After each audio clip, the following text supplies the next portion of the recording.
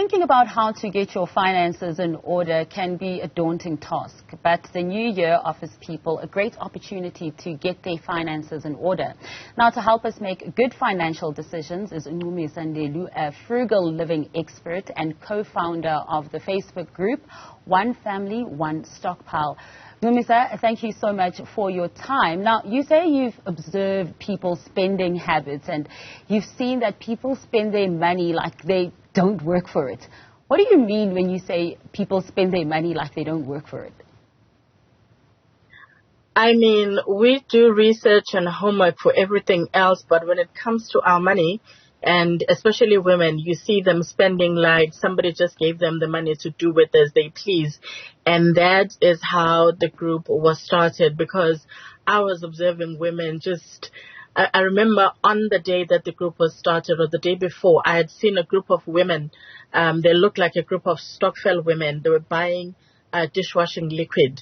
And where we were, the soap was 5 rand more than the store next door. And I wanted to pull my hair out because they were paying 5 rand more per unit than they would have paid right next door. Not across the street, not down the road, right next door.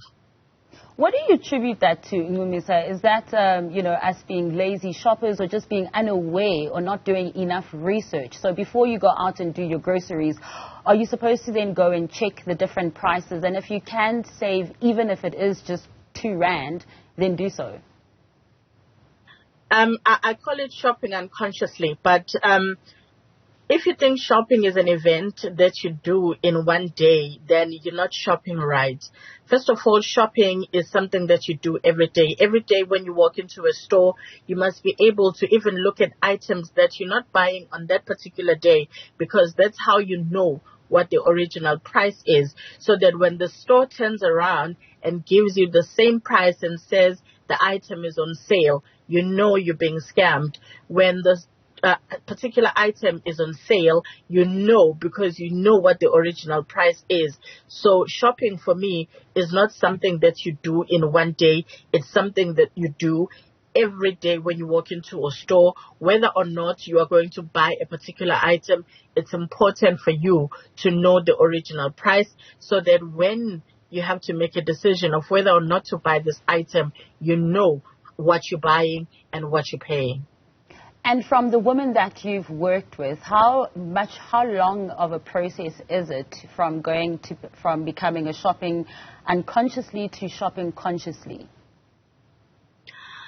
First of all, when women first join the group, they don't even know that they've been shopping unconsciously. But as they begin to observe how women are doing it, people start checking themselves to say, oh my goodness, I've been doing this wrong all along. Or one day you see someone saying, I've been a silent member, but look, I went into the store and they literally changed just the color of the price tag on this item. It's still the original price, but they're saying this particular item is on sale. Because look, no store opens every morning hoping to make a loss, to do you a favor. So it's up to you to do yourself a favor by making sure that the store gets as little of your money as possible. And the way to do that is just to play the game and beat the stores at their own game. We're reaching that time of year again soon, new year, new me. When is the best time to start being more financially savvy? Many will start, or at least attempt to, with the coming year in January. But let's say you missed the January boat. If you missed the November boat, you've missed it already. But it's not too late for you to start. I always say, for you to live comfortably, you need to live at least 2 to 3 months in advance. For example, my children's school fees are already paid partially. Their stationery is bought. Their uniform is done. I'm already on February, March in terms of what I'm doing with my life. So for me, it's just to encourage women to plan ahead. Plan for your money. Don't spend your money when you see it in your account, because when that happens, you're already taking all the wrong decisions because you're already overwhelmed by the money that's in your account. Plan 2-3 months ahead, then you'll be able to start living. For example, I always observe people around November, December. November, there's Black Friday. December, of course, it's the festive season. You see people running around as if they didn't know that after October, it's November and there'll be Black Friday. And then after that, it's December, it's the festive season. How come you not know? There's only 12 months in a year. You can plan for all 12 if you want to. But why are you running around at the last minute? I came back from holiday on the 27th and I went to get my daughter's school uniform. I was so impressed because the uniform shop was actually packed. And I'm like, this is how we should be living. In January, we should not be running around as if we didn't know that January is coming. We should have planned for January already. How do you advise people who are really struggling in these tough economic times to plan ahead and be financially okay for the next 2-3 months? You know, the group is called One Family, One Stockpile. If you stockpile correctly, you do get some relief. It doesn't matter what your budget is. You could be buying bath soap for that matter and stockpiling on bath soap this month and another item next month, another item next month. I promise you, you end up getting some relief. I remember post-COVID, I was getting a lot of inboxes from women who were saying, I didn't need to leave my house for anything. I had everything I needed in the house. I saved money. I saved my time. I didn't expose myself to COVID because I had everything I needed in the house. I had women who said, I lost my job, but I didn't feel it for 4 months, and then my employer called me back to work. I had some who were saying I was at home for 8 months. I didn't need or want for anything until my employer called me back. So if you shop and you plan accordingly, according to your budget, you are able to live. It doesn't matter how little your budget is. The danger starts when you overcommit yourself. What I find to be a major problem in South Africa that I think we need to confront at some point or another is people living above their means, supplementing their incomes with loans, some secure, and those who don't qualify living off of mashonisas. And then come this end of the year, that people are threatening to kill themselves because the mashonisas at the door, they want their money, or the Stockfell women are at the door, they want their money.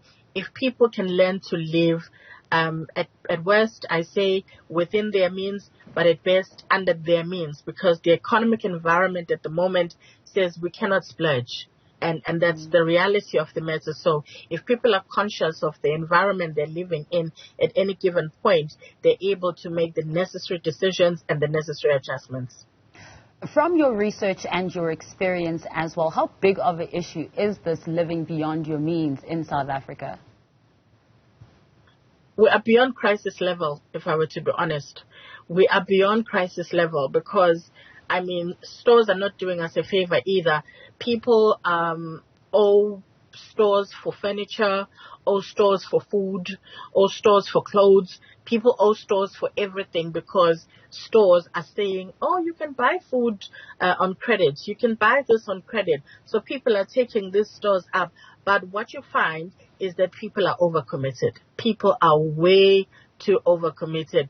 When you check my inbox and you look at what people are going through, especially with Stockfells and mashonisas, you would be surprised. And I always say the funny thing is that it's not the people you would expect to be overcommitted. It's the people you don't expect. Civil servants, for example, way overcommitted, living way above their means, living on loans, secured and unsecured. It's quite a terrible thing. I don't know how people got to that point, but that's how people are living. What was a little bit daunting, as she said earlier, is that if you miss the November boat, you might be a little bit too late. But again, it's never too late. What are your go-to financial tips?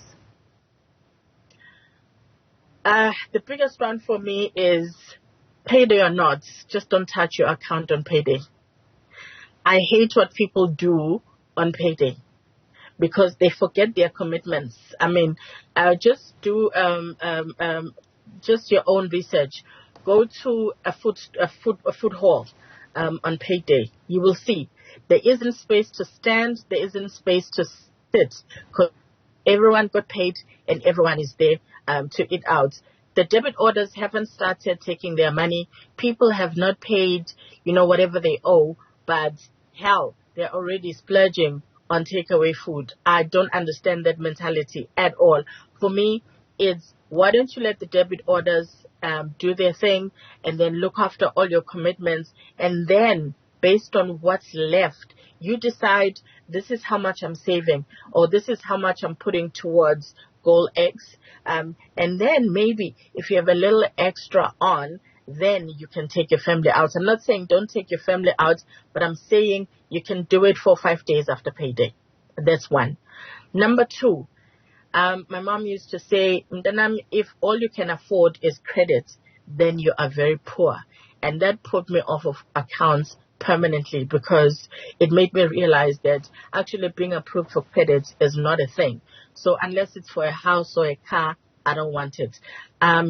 Just lower your living expenses. For me, for example, there are products that you can use for more than one purpose. How about you use those things? How about you try to reduce your household expenses? I mean, if you look at our groceries on a monthly basis, it's possible to reduce those groceries. But again, it's that unconscious shopping. When you see people pulling and pushing those trolleys, you know they're not going to use everything in the trolley within these next 30 days. But they got paid, the money is in the account, so they're buying everything they possibly can. Tell us a little bit more about the frugal living platforms. You mentioned anecdotes earlier about stories that you hear from women that you deal with as well. But I believe it's grown quite tremendously. One family, one stockpile came up as a result of me being in another women's group. And I was quite offended by the content in that group, because basically it was just unnecessary gossip. I remember one of the days a so-called celebrity had died, and the women in that particular group were talking about the fashion at the funeral, and I was just so offended. Like, how grown are we to be talking about what people were wearing at a funeral? So I noticed that no one was interested in what I was putting up, because I was always putting up stuff that's on special there, you know, how you can save a little penny over there. And I decided, you know what, no one is interested here. Let me just go out on my own and start my own thing and see if I can get a 50 or 100 women who will be interested in what I'm doing. And this was 8 years ago. And today we have exceeded 650,000. I think we are on 677,000 members today. And it's a women from all cultural background, from different age groups. We have pensioners, we have young people, we have all kinds of people who are saying, I wish I had known about this group 4 years ago, or I wish you had started this group when I was still, employed, or, I'm so glad to be part of this group. It has changed my life already. Or people cutting up their store cards and saying, you know what, I'm going forward, debt free. So it really is a platform that started teaching women how to shop strategically, but it has become a platform that is all about a woman's financial life. Because at some point, there were issues that were coming up that I realized that I was not empowered to handle.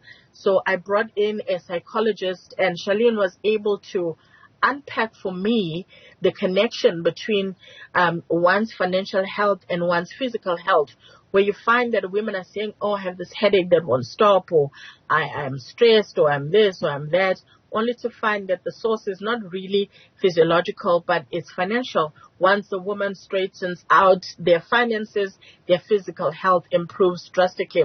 I mean, she also told us that finances are literally in the top 3 causes of divorce in the not only in the country, but also globally, because as people, we generally just don't talk about money. We talk about everything else. We talk about sex, but we don't talk about the one thing that we say makes the world go round, which is money. It certainly does make the world go round. And during these tough economic times, we appreciate every bit of financial advice that we can get. So thank you so much for your time.